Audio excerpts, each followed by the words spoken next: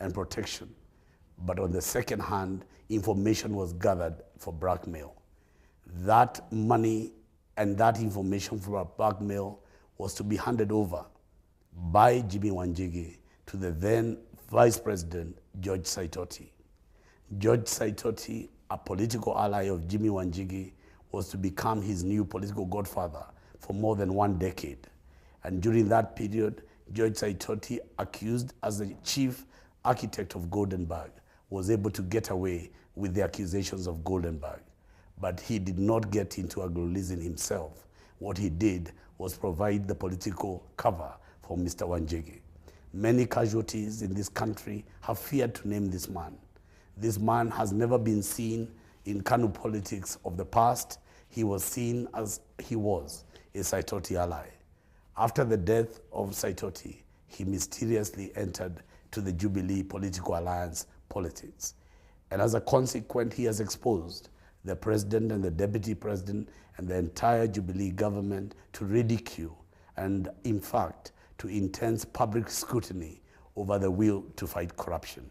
So it must be said here and this day and today that I have said, and I'm willing to appear in any fora, that during the tenure of his uncle as PS in the Treasury, Magari, Mr. Wanjigi was able to orchestrate and put together a web of political and financial conspiracy that included the Kamani brothers and Kamani family and people like Arura Pereira, together with political godfathers, to create what we now know as the ANGLOLEASING ghosts and the ANGLOLEASING scandals.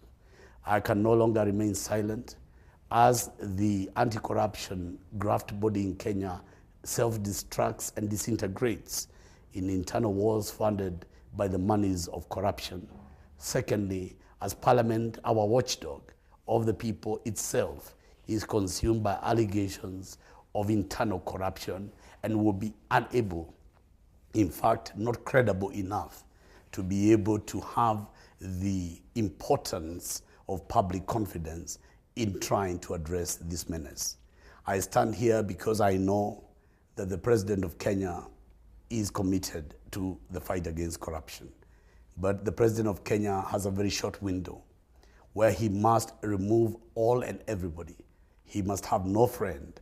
He must have no aid. He must have nobody next to him who is thinking at all with this menace that will destroy and consume our country. The president must leave the talk and must clean this government so that men and women who are committed and who will earn the public trust can do what should have been done so many years ago. So I end this broadcast, I want to say this: the immortal words of Martin Luther King remain with every Kenyan, that the arc of history may be long, but it always bends towards justice. Corruption will never defeat Kenya.